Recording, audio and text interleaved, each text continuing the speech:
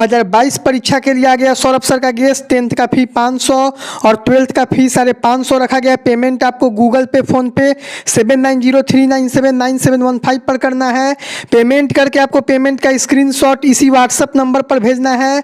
उसके बाद हमारी टीम आपको गेस्ट प्रोवाइड करा देगी सौरभ सर के गेस्ट से पढ़ के।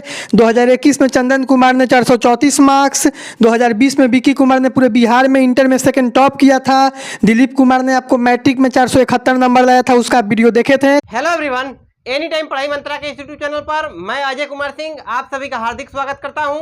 आज हम लोग ठोस अवस्था के पार्ट 5 को देख रहे हैं। ये इस चैप्टर पर 5वां वीडियो है।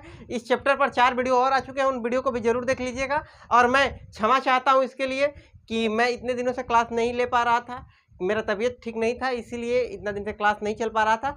अब मैं ठीक हूं तो आप लोग का क्लास आगे चलेगा। और अब आप लोगों का क्लास जो होगा इसमें रेगुलर क्लास चलेगा और साथ में आप लोगों का संडे को क्लास चलेगा। जैसे कि आप लोगों का क्लास चल रहा था MWF वाला, तो वो MWF में चलेगा और साथ में आप लोग का संडे का एक एक्स्ट्रा क्लास भी लिया जाएगा ताकि जो छूटा हुआ है उसको भी मैनेज कर लिया जाए। चलिए शुरू करते हैं आज के इस चैप्टर को। इससे पहले आप उन वीडियो को भी जरूर देख लीजिएगा। ये वीडियो पहले ख़त्म करते हैं, इसके बाद ठीक है। तो कुछ लोगों को ये दिक्कत आ रहा था कि जैसे कि मेरा तबीयत ख़राब हो गया था, तो मुझसे कि क्या दिक्कत हो रहा है, तो मुझसे कम्युनिकेट नहीं कर पा रहे थे। तो अगर देखिए आप लोग को कुछ अगर वैसा है तो आप हमसे पूछ भी सकते हैं। अजय कुमार सिंह मेरा इंस्टाग्राम पे आप हमसे संपर्क कर सकते हैं, अजय कुमार सिंह 1997, ठीक है। इस आईडी से आप हमको इंस्टाग्राम पर हमसे को फॉलो भी कर सकते हैं और इस आईडी पर आप हमसे सवाल पूछ सकते हैं। थोड़ा बहुत इसमें कोई दिक्कत नहीं रहेगा, ठीक है। आप हमसे डायरेक्ट जुड़ सकते हैं। तो आज हम लोग देखिए पिछला क्लास में हम लोग देखे थे कि क्रिस्टल जालक क्या होता है और साथ में हम देखे थे कि एकक कोष्टिका क्या होता है और एकक कोष्टिका कितने प्रकार के होते हैं। आज हम लोग को देखना है कि क्रिस्टल जालक कितने प्रकार के होते हैं, ठीक है। तो जब हम लोग बात करेंगे कि क्रिस्टल जालक कितने प्रकार के होते हैं, तो देखिए क्रिस्टल जालक के पहले, क्योंकि क्रिस्टल जालक एक बड़ी संरचना होती है ठोस की, तो वह छोटी संरचना छोटी छोटी एकक कोष्टिकाओं से मिलकर तो बनेगा। तो अब जिन एकक कोष्टिकाओं से मिलकर बनता है उसे मापने के लिए जो पैमाना सेट हुए हैं, कितने हुए हैं? 6। इन 6 पैमाना के जरिए हम एकक कोष्टिका को मापते हैं। कौन कौन सी? कि एक एकक कोष्टिका में 3 भुजा ABC होगी और 3 कोण क्या होंगे? अल्फा, बीटा एवं गामा। ये एक्सिस हो जाते हैं, एक्स एक्सिस, वाई एक्सिस और जेड, 3 अक्ष और 3 कोण। पढ़ाई में डाउट सबका सॉल्यूशन है डाउट नट। स्टूडेंट अगर कोई भी क्वेश्चन में आप फंस गए हो, क्वेश्चन नहीं बन रहा है, तो क्वेश्चन का आपको फोटो खींचना है, क्रॉप करना है और डायरेक्ट उसका आपको वीडियो सॉल्यूशन मिलेगा। चाहे वो क्वेश्चन आपका होमवर्क का हो, CBSE बोर्ड का हो, यूपी बिहार महाराष्ट्र बोर्ड का हो, क्वेश्चन 6 से 12 IIT JEE mains and advanced NEET का हो, फिजिक्स का हो, केमिस्ट्री का हो, मैथ का हो, बायोलॉजी का हो, अगर नहीं बन रहा है तो तुरंत उसका आपको वीडियो सॉल्यूशन मिलेगा। साथ में कोटा के top faculty GB sir, NJ sir, Akanksha ma'am, Prince sir का आपको क्लास मिलेगा डाउटनट ऐप पर। 3 करोड़ छात्रों का विश्वास है डाउटनट ऐप। आज ही डाउनलोड कीजिए डाउटनट ऐप, लिंक डिस्क्रिप्शन में दिया गया है। AB, अल्फा, बीटा और गामा। तो ये यानी कि एकक कोष्टिका को इसी आधार पर अगर बांटेंगे तो हमारे पास अलग अलग संभावनाएं निकलेंगी कि ए की भुजा तीनों बराबर हो सकती है, तीनों कोण बराबर हो सकते हैं, ऐसे ऐसे करके संभावनाएं निकलेंगी। तो इन संभावनाओं के आधार पर अगर हम बात करेंगे, यानी किसके आधार पर बात किए हैं कि इसके जो 6 एकक कोष्टिका के पैमाना है, उस पैमाना के आधार पर मूल क्रिस्टल तंत्र कितने प्रकार के होते हैं। तो मूल क्रिस्टल तंत्र जो होंगे कितने प्रकार के रहेंगे? 7 प्रकार के। क्वेश्चन पूछता है कि मूल क्रिस्टल तंत्र कितने प्रकार के होते हैं? 7 प्रकार के होते हैं। इसका बंटवारा किस आधार पर हुआ है? तो एकक कोष्टिका की 6 को पैमाना होती है, 3 भुजा और 3 कोण, इसी के आधार पर हम क्या किए हैं? बांटे हैं। तो मूल क्रिस्टल तंत्र 7 प्रकार के हुए हैं, ठीक है। कौन कौन से हैं इसके बारे में हम लोग देखते हैं। तो मूल क्रिस्टल तंत्र में सबसे पहला बात करते हैं तो वह क्रिस्टल तंत्र कौन सा होता है? घनीय। घनीय क्रिस्टल तंत्र होगा और घनीय क्रिस्टल तंत्र होगा यानी कि वह संरचना घन के आकार की होगी। घन कब बनता है? जब इसकी तीनों भुजाएं क्या होती हैं? बराबर होती है और साथ में तीनों कोण क्या होते हैं? बराबर होते हैं। कितना डिग्री के? 90 डिग्री के। तब जाके उस क्रिस्टल तंत्र को बोला जाएगा घनीय क्रिस्टल तंत्र। इसमें तीनों भुजा और तीनों कोण बराबर, तीनों कोण 90 डिग्री के, तीनों भुजा आपस में बराबर होगी, ये घनीय एकक कोष्टिका हो जाए, ठीक है। अब हमारे पास में दूसरा जो होगा वो होता है चतुष्कोणीय या द्विलंबाच, ठीक है। द्विसमलंबाच ये कोण होता है, इसको अंग्रेजी में कहा जाता है टेट्रागोनल। अंग्रेजी भी इसका ध्यान रखिएगा क्योंकि कई बार जो होता है इंग्लिश वाला ही दे देता है, ठीक है। तो अगर हम इसमें बात करेंगे तो ये इस प्रकार की ये संरचना देखने को मिलती है। इसमें होता क्या है, इसमें दो भुजाएं तो बराबर होती हैं लेकिन वो तीसरी भुजा इसके बराबर नहीं होती है। और साथ में यहाँ पर हमारे पास में तीनों कोण कितना डिग्री के बराबर होता है, 90 डिग्री। यानी ये तीनों कोण जो है 90 डिग्री है, ये 90 डिग्री। ये दो भुजाएं जो नीचे वाली भुजाएं ये दोनों बराबर है, लेकिन ये वाली भुजा बराबर नहीं है। तब जाके इसको क्या कहते हैं, चतुष्कोणीय या द्विसमलंबाच। यानी द्वि का मतलब दो, सम मतलब दो को बराबर हो, एक बराबर न हो, तब जाके इसको कहते हैं टेट्रागोनल। ये ठीक है। तीसरा जो अगर बात करेंगे तो तीसरा होता है समचतुर्भुज या फिर इसको कहते हैं ऑर्थोरोम्बिक। ये क्या होता है, इसमें ये इस प्रकार की संरचना देखने को मिलती है। इसमें तीनों भुजा बराबर नहीं होती, मतलब कोई भी भुजा बराबर नहीं होगी। तो यहाँ पर हमारे पास देखिए तीन केस देखें। पहला केस में तीनों भुजा बराबर रहेगी तो घनीय बोलेंगे। जब दो को भुजा बराबर होगी तो उसको बोलेंगे द्विसमलंबाच। और अगर तीनों में से कोई भुजा बराबर नहीं होगी तो उसको क्या कहेंगे, समचतुर्भुज। ठीक है। और इस तीनों ही केस में कोण कितना डिग्री है, 90 डिग्री। ये तीन संभावनाएं बन रही थी किसको लेकर, भुजा को लेकर, कि हो सकता है तीन को भुजा बराबर हो सकता है दो को भुजा बराबर हो सकता है एक को भुजा बराबर हो। इसके आधार पर अभी तक क्रिस्टल तंत्र कितना प्रकार का हुआ, तीन को हो गया। ठीक है। चौथा देखते हैं, एक नताक्ष अगर बात करेंगे, इसको इंग्लिश में कहा जाता है मोनोक्लिनिक। तो एक नताक्ष किसको कहेंगे, तो इस समय एक नताक्ष में होगा क्या, इसमें भी तीनों भुजा बराबर नहीं होगी, लेकिन अब साथ में कोण में भी परिवर्तन करेंगे। कि कोण क्या होगा, पहले इससे पहले देख रहे थे कि तीनों कोण बराबर होता था 90 डिग्री के। अब यहाँ पर कितना होगा, दो को कोण 90 डिग्री के बराबर होगा, एक को कोण 90 डिग्री के बराबर नहीं होगा। जैसे कि यहाँ पर ये वाला कोण 90 डिग्री के बराबर नहीं है, ये दो को कोण क्या है, 90 डिग्री के बराबर है। ठीक है। तो जब हम अगर बात करेंगे तो तीनों भुजा बराबर न हो साथ में, लेकिन दो को कोण बराबर हो एक कोण बराबर न हो, तो इसको क्या कहेंगे, एक नताक्ष। क्लियर है बात।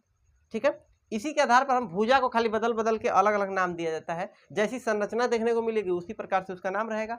अगर हमारे पास में तीनों भुजा बराबर न हो और साथ में तीनों कोण भी बराबर न हो, ठीक है, तो जब तीनों भुजा भी बराबर न हो, तीनों कोण भी बराबर न हो, तब जाके उसको क्या कहेंगे, त्रिनताक्ष कहेंगे या फिर इसको कहेंगे ट्राइक्लिनिक। ठीक है। समझ में आया बात। जब तीनों भुजा, देखिए ये केवल और केवल भुजा का कॉम्बिनेशन का काम है कि अगर तीनों भुजा बराबर, तीनों कोण भी बराबर, तो घनीय हो जाएगा। तीन को के बदले दो को भुजा बराबर हो, तीनों कोण बराबर हो। इसके बाद हो सकता है एक को भुजा बराबर हो सकता है कि तीनों भुजा बराबर न हो, कोण भी बराबर नहीं होने लगा कि पहले तीनों कोण बराबर होता था, फिर दो को बराबर हुआ, फिर एक को बराबर नहीं हुआ। तो जब एक भी बराबर नहीं होगा तो उसको क्या कहेंगे, त्रिनताक्ष। ठीक है। अब इसमें अगर बात करेंगे, एक आता है षटकोणीय, इसको कहा जाता है हेक्सागोनल। ये कब बनता है, अगर इसकी बात करेंगे तो ये इस प्रकार से हेक्सागन की संरचना देखने को हमको मिलती है।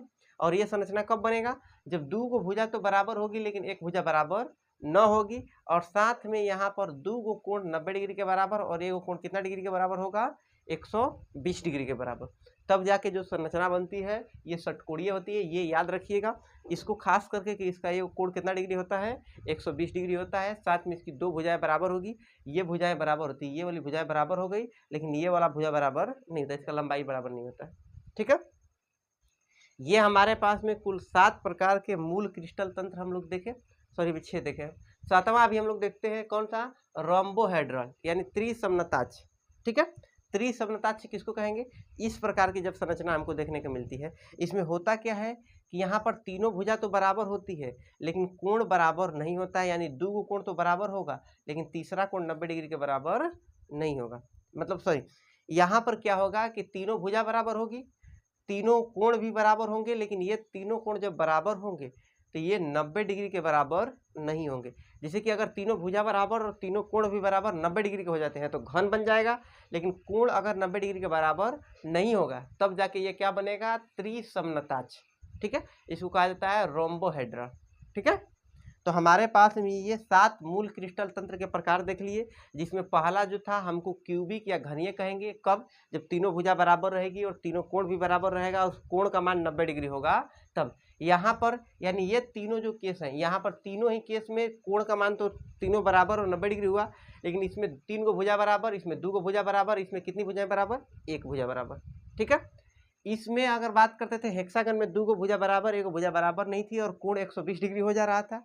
इसी प्रकार से अलग अलग संरचनाओं के आधार पर ये मूल क्रिस्टल तंत्र हुए। कितने प्रकार के होते हैं, 7 प्रकार। उनके भुजाओं के बारे में देख लिए कि किसमें कितना कितना भुजा होता है। ठीक है। अब अगर हम बात करेंगे इस 7 मूल क्रिस्टल तंत्र में, तो 7 मूल क्रिस्टल तंत्र के अंदर में हम परमाणु को रखेंगे। एकक कोष्टिका अगर बन रहा है तो एकक कोष्टिका में परमाणु जो होता है कोने पर रखा जाता है, केंद्र पर ऐसे रखा जाता है। और बताए थे एकक कोष्टिका के बारे में पिछला वीडियो में, अगर नहीं देखेंगे तो उस वीडियो को भी जरूर देख लीजिएगा। तो ब्रेवियस जो थे एक मैथमेटिशियन थे, ठीक है।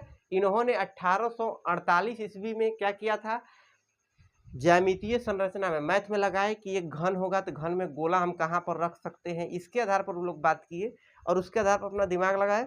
और उन्होंने क्या किया कि 7 क्रिस्टल तंत्र में और एकक कोष्टिका जो होती है 4 गो टाइप होगा, ये कोना पर रखेंगे, केंद्र पर रखेंगे, अंदर वाले फलक के केंद्र पर, अंतः केंद्र पर, ये सब में रखेंगे, कोर केंद्र पर रखेंगे। तो ये सब कोर केंद्र को रखते हुए इस चारों को 7 के साथ कॉम्बिनेशन भिड़ाए तो कुल ब्रेवियस जालक की संख्या कितनी हो जाती है, 14। क्वेश्चन पूछता भी है कि मूल क्रिस्टल तंत्र की संख्या कितनी होती है, 7, ब्रेवियस जालक की संख्या कितनी होती है, 14, ठीक है। तो ये हमारे पास में ब्रेवियस जालक किसमें कौन कौन सा बैठेगा इसकी अगर बात करेंगे, इसको लेकर क्वेश्चन भी बहुत इंपॉर्टेंट पूछता भी है। देखिए अगर हम बात करते हैं जैसे कि ये ट्राई क्लिनिक है, ठीक है, तो ट्राई क्लिनिक त्रिनताक्ष में रहेगा तो इसमें केवल एक ही प्रकार का बनेगा, वो बनेगा आधे एकक कोष्टिका बनेगा, ठीक है। और अगर हम बात करेंगे ये आधे एकक कोष्टिका केवल परमिटिव यूनिट सेल बनता है। अगर हम बात करेंगे मोनोक्लिनिक में, तो मोनोक्लिनिक में हमारे पास में एक बनता है आधे एकक कोष्टिका। आधे एकक कोष्टिका तो सब में बनेगा, जितने 7 प्रकार के मूल क्रिस्टल तंत्र हैं तो परमाणु तो उसके कोना पर पाया ही जाएगा।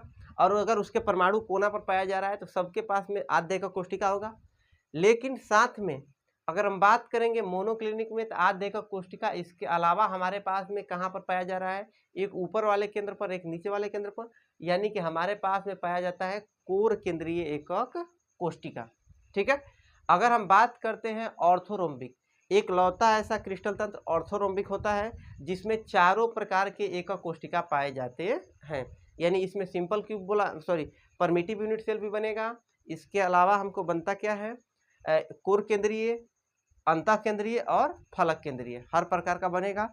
इसमें जो होता है अगर बात करेंगे, यहाँ पर रखते हैं इसको, कि इसमें हो गया। इसी प्रकार से हमारे पास ट्राइगोनल रहेगा, ट्राइगोनल में भी केवल कोर केंद्रीय पाया जाएगा। इसके अलावा अगर हमारे पास में टेट्रागोनल होगा तो इसमें कोना पर तो पाया ही जाएगा, इसके अलावा अंदर वाले केंद्र पर भी पाया जा सकता है। इसके अलावा जो होता है सबसे इम्पोर्टेंट जो हम लोग को पढ़ना होता है आगे, तो इसको अगर एक समरी के तौर पर देखेंगे तो एक ही ऐसी एकक कोष्टिका है जिसमें चारों प्रकार पाए जाते हैं। तो 4 यहाँ से पाया जाएगा, संरचना कुल गिन लीजिए, 4 यहाँ पर, एक ये 5, 5 2 7, एक 8, एक 9, 10, 11, 12, 13 और 14, ब्रेवियस जालक कितने हो गए, 14, जिसमें से ऑर्थोरोम्बिक में चारों एकक कोष्टिका पाए जाते हैं। इसके अलावा क्यूबिक में 3 पाए जाएंगे और साथ में 2 किस में पाया जाता है, तो ये पाया जाता है टेट्रागोनल में और पाया जाता है मोनोक्लिनिक में। बाकी सभी में एक एक पाए जाते हैं, ठीक है। और कौन से पाए जाएंगे, जिसमें एक एक पाया जाना है वो तो परमिटिव ही केवल पाया जाएगा, ठीक है। तो इसमें क्वेश्चन खास करके इसको लेकर कौन सा ऐसा क्रिस्टल तंत्र है जिसमें चारों प्रकार की एकक कोष्टिका पाई जाती है, ठीक है। तो ये हो जाता है ऑर्थोरोम्बिक। अगर हम बात करेंगे घनीय को लेकर, कहा थे कि अब हम लोग को आगे जो पढ़ना है वो एकक कोष्टिका कौन सा पढ़ना है, घनीय एकक कोष्टिका, ठीक है।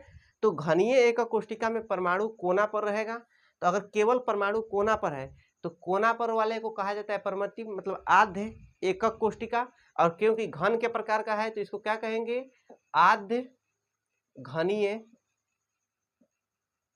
एकक कोष्टिका। देखिए एक होता है आधे एकक कोष्टिका, आधे एकक कोष्टिका कहेंगे मतलब किसी भी मूल तंत्र में हो सकता है, लेकिन अगर हम घनीय बोल दिए इसका मतलब वह किस प्रकार में होगा, केवल और केवल घन में होगा, ठीक है। तो इसमें घनीय एकक कोष्टिका जो होगी 3 प्रकार की होगी। एक आधे एकक कोष्टिका, इसको सरल घनीय जालक कहेंगे। इसके अलावा बॉडी सेंटर होगा, ठीक है, यानी कि अंतः केंद्रीय घनीय एकक कोष्टिका। इसके अलावा फलक केंद्रीय घनीय एकक कोष्टिका, यानी घनीय एकक कोष्टिका 3 गो प्रकार। एक सिंपल क्यूब, यस क्यूब। अगर हमारे पास अंतः केंद्रीय है तो इसको कहेंगे BCC, बॉडी सेंटर क्यूब। और अगर फलक केंद्रीय है तो इसको क्या कहेंगे, FCC।